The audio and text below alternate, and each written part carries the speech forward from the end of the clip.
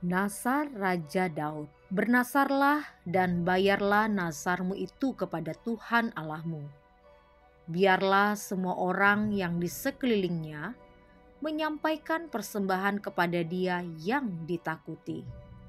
Mazmur 76 ayat 11. Ketika Daud pertama kali diangkat sebagai raja, ia pun membangun kerajaannya di atas kebenaran. Daud bernasar kepada Tuhan mengenai apa saja yang akan ia lakukan di dalam membangun kerajaannya. Mazmur 101 ayat 1-8. Berikut adalah nasar Raja Daud kepada Tuhan. Aku hendak memperhatikan kehidupan orang yang tak bercelah. Aku hendak hidup dalam ketulusan hatiku di dalam rumahku.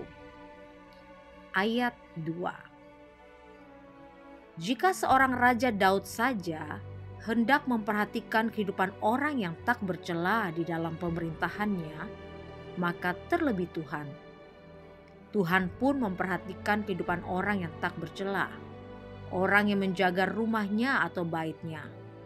Rumah Tuhan atau bait Tuhan bukanlah dalam artian fisik, gedung gereja, namun tubuh kita, hati kita.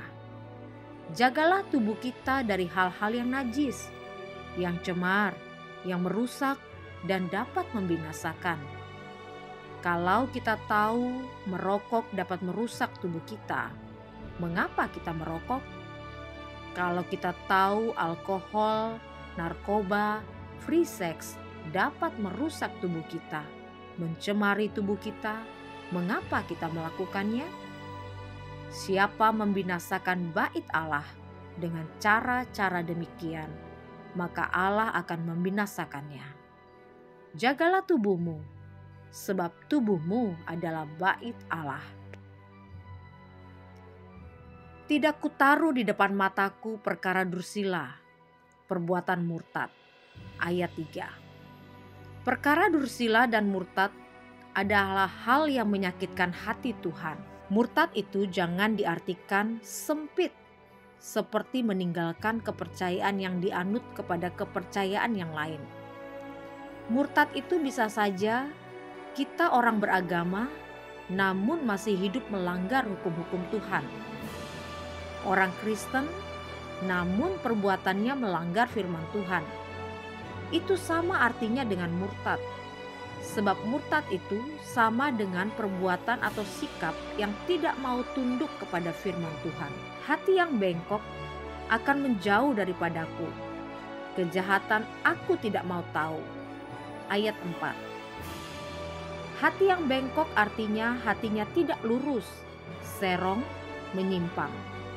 Apa yang ada di dalam hati tercermin dari perkataan dan perbuatan.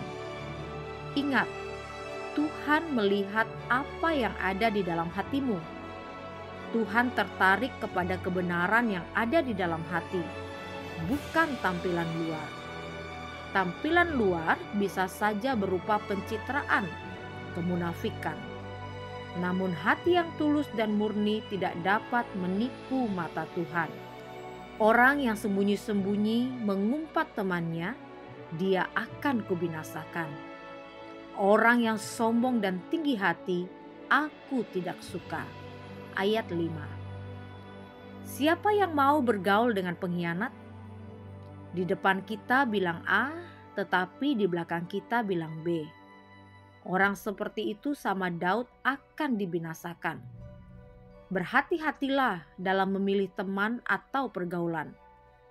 Kita harus bergaul dengan orang yang baik dan benar.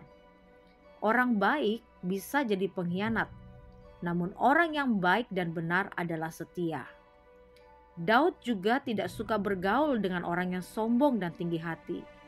Demikian juga Tuhan. Ia menentang orang yang sombong dan congkak. Mataku tertuju kepada orang-orang yang setiawan di negeri. Orang yang hidup dengan cara yang tak bercela akan melayani aku.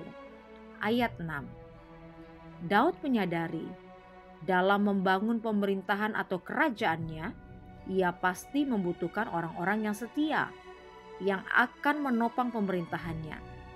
Ingat, orang yang setia akan mewarisi negeri. Mengapa? Karena Tuhan mencintai orang yang setia. Mari menjaga hidup kita kudus dan tidak bercela, agar kita didapati Tuhan berkenan. Orang yang melakukan tipu daya tidak akan diam di dalam rumahku. Orang yang berbicara dusta tidak akan tegak di depan mataku. Ayat 7. Ingat, Tuhan menentang penipu dan pendusta. Setiap pagi akan kubinasakan semua orang fasik. Akan kulenyapkan dari kota Tuhan semua orang yang melakukan kejahatan. Ayat 8. Tuhan benci pada orang fasik dan orang yang melakukan kejahatan. Ingat, kasih setia Tuhan itu besar, namun Ia juga adil dan benar. Kalau Tuhan masih berkemurahan, mari bertobat dan hidup berkenan di hati Tuhan. Jangan sampai esok sudah tidak ada bagi kita dan kita belum sempat bertobat, maka kebinasaanlah yang menanti kita. Janji adalah hutang yang harus ditepati, terlebih nazar kepada Tuhan.